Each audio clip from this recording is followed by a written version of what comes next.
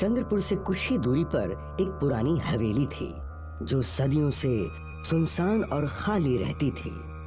इस हवेली के बाहर ही एक बड़ा सा पीपल का पेड़ था जिस पर एक झूला लटका रहता था। अक्सर रात के समय ये झूला अपने आप झूलने लगता था और आसपास का सारा इलाका शोर से गूंजने लगता था।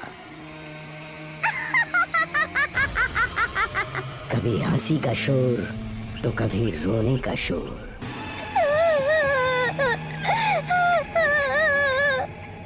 लोग इस हवेली के आसपास भी फटकने से डरा करते थे। एक रात की बात है, रणवीर अपनी पत्नी शिखा और बेटी प्रीति के साथ कहीं जा रहा था। काफी देर हो गई ना, अब तक हमें पहुंच जाना चाहिए था। हाँ, शायद हम रास्ता भटक गए हैं। पापा, मुझे डर लग रहा है। ये जंगल है, यहाँ जंगली जानवर भी होंगे ही। कहीं किसी जंगली जानवर ने हम पर हमला किया तो? अरे बेटा, ऐसा थोड़ी ना होगा। ये जंगल नहीं है, गांव है। आसपास कोई ना कोई जरूर रहता होगा। उन लोगों की कार कुछ ही दूर चली और अचानक रुक गई। क्या हुआ? पता नहीं, गाड़ी अचानक रुक गई। रणवीर ने गाड़ी शुरू करने की कोशिश की पर गाड़ी शुरू ही नहीं हो रही थी। तभी शिखा का ध्यान हवेली पर गया। देखो, यहाँ कोई पुरानी हवेली है। हाँ, हो सकता है वहाँ कोई हो सकता है। चलो देखते हैं। तीनों गाड़ी से उतरकर हवेली की ओर चलने लगे। इस हवेली को देखकर लगता है कि सदियों से कोई यहाँ आया तक नहीं होगा। ऐसा नहीं होगा, हवेली बहुत बड़ी है, कोई ना कोई जरूर होगा। रणवीर ने हवेली का दरवाजा खटखटाया। कोई है? कोई है? और तभी एक बूढ़ी औरत एक हाथ में लाठी और एक हाथ में लालटेन लेकर उनके सामने आई। कौन हो तुम? माँ जी, मैं रणवीर हूँ। ये मेरी पत्नी शिखा और ये मेरी बेटी प्रीति है। हमारी कार यहीं सामने बंद पड़ गई। रात भी काफी हो गई है। क्या हम यहाँ सुबह तक रह सकते हैं क्या? रह तो सकते हो, पर ये हवेली सदियों से बंद है। अंदर सब कुछ टूटा फूटा है। कोई बात नहीं, हमें सिर्फ सर पे छत मिल जाए, यही काफी है। ठीक है। उस बूढ़ी औरत ने हवेली का दरवाजा खोला और फिर सभी लोग अंदर गए। आज रात तुम लोग यही हॉल में सो जाना। जी। बूढ़ी औरत वो लालटेन वहीं रखकर चली गई। उसके जाने के बाद शिखा और रणवीर बातें करने लगे। कितनी अजीब औरत थी। हाँ, पर एटलीस्ट समय पे हमें रहने के लिए छत तो मिल गई, वरना इतनी रात को इस सुनसान इलाके में हम कहाँ भटकते। वो भी है। प्रीति, बेटा तुम इस सोफे पे सो जाओ, आप उस पर सो जाइए, मैं यहीं सोती हूँ। ठीक है। रात काफी हो चुकी थी, इसलिए तीनों को जल्द ही नींद आ गई, गहरी नींद। आधी रात को शिखा की आंख खुली तो उसने देखा कि उनकी बेटी प्रीति वहाँ नहीं थी। प्रीति, प्रीति! शिखा के चिल्लाने से रणवीर भी उठ गया। क्या हुआ? प्रीति यहाँ नहीं है। यही कहीं होगी। इतनी रात को कहाँ जा सकती है? रणवीर और शिखा प्रीति की खोज में जुट गए। वो लालटेन लेकर हवेली के अंदर उसे ढूंढने लगे। प्रीति! प्रीति! प्रीति! शिखा और रणवीर हवेली के हर कमरे में गए पर प्रीति कहीं नहीं मिली। प्रीति कहाँ चली गई? तभी रणवीर का ध्यान खिड़की के बाहर गया। शिखा, वहाँ देखो। प्रीति! प्रीति पीपल के पेड़ के झूले पर बैठी थी। शिखा और रणवीर दौड़कर हवेली के बाहर आए। उन दोनों ने देखा कि प्रीति किसी से बात कर रही थी, लेकिन वहाँ कोई नहीं था। प्रीति, तुम यहाँ क्या कर रही हो? मम्मी, ये आंटी मुझे यहाँ ले आई। कौन सी आंटी? वहाँ कोई नहीं है।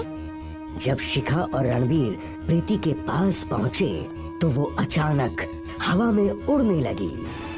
मम्मी, मम्मी, प्रीति। रणबीर और शिखा की आंखों के सामने उनकी बेटी उड़ते हुए उनसे दूर जा रही थी। रणबीर और शिखा बेटी को पकड़ने की कोशिश कर रहे थे। अचानक प्रीति पीपल के पेड़ की ओर गई और उस पीपल के पेड़ ने प्रीति को निगल लिया। प्रीति! रणबीर, मेरी प्रीति कहाँ गई? दोनों पति पत्नी रो रहे थे कि अचानक उनकी बेटी पीपल के पेड़ के झूले पर झूलने लगी। प्रीति, प्रीति बेटा। मम्मी, पापा, आप लोग रो क्यों रहे हैं? रणबीर और शिखा प्रीति के पास गए, लेकिन जैसे ही उन्होंने प्रीति को छुआ तो प्रीति एक डायन में बदल गई। डायन को देखकर शिखा और रणबीर डर गए और उस पेड़ से दूर भागने लगे।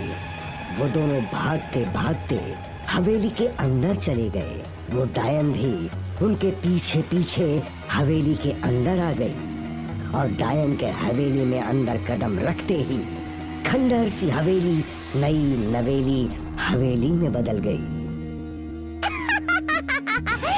तुम लोग तो खुद मेरी हवेली में आ गए। अब तुम्हें कौन बचाएगा?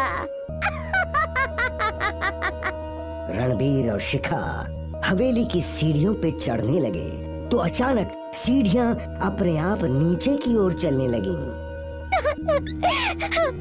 रणवीर, ये डायन हमें नहीं छोड़ेगी। सही कहा, बिल्कुल नहीं छोड़ूंगी। डायन ने शिखा और रणबीर को जमीन पर पटक दिया और जोर जोर से हंसने लगी।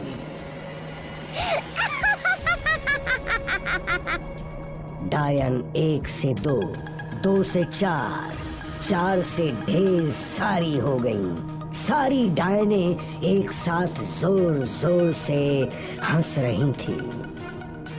शिखा और रणबीर डर के मारे कांप रहे थे। डायन ने रणबीर पर हमला किया। रणबीर ने डायन के बाल पकड़ लिए। शिखा तुम भागो। तुम भी साथ चलो। नहीं शिखा, भागो यहाँ से। रणबीर डायन के बाल खींचने लगा। छोड़ दे मेरे बाल, मैं तुझे मार डालूंगी। भले ही तू मुझे मार दे, पर मैं भी तेरा अंत कर दूंगा। डायन गुस्से में रणबीर को दीवारों पर पटकने लगी। रणबीर ने डायन के बालों को पूरी ताकत से पकड़ रखा था।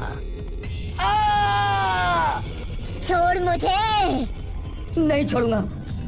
डायन रणबीर को यहाँ वहाँ पटक रही थी और फिर जब रणबीर जमीन पर गिरा तो उसके हाथ लालटेन लग गई। उसने तुरंत लालटेन का कांच तोड़कर आग डायन के बालों में लगा दी। डायन जलने लगी और साथ ही पूरी हवेली भी जलने लगी।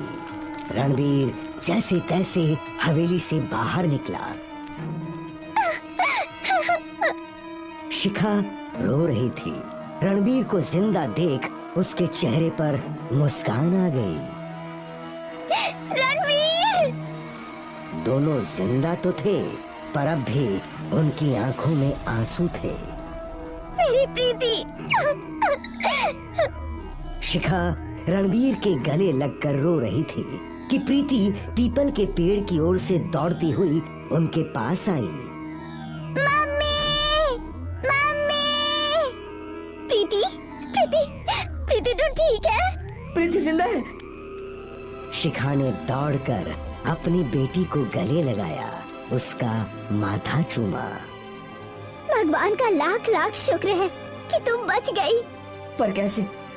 माँ, वो पेड़ मुझे दबा रहा था, मेरी सांस फूलने लगी थी, लेकिन फिर अचानक वो पेड़ जलने लगा और मैं छूट गई। रणबीर शिखा और प्रीति तीनों बच गए। रणवीर ने बड़ी बहादुरी से डायन का सामना किया। डायन की जान उसके बालों में होती है और इसीलिए उसके बाल जलते ही उसकी सारी शक्तियां खत्म हो गईं और वो भस्म हो गई।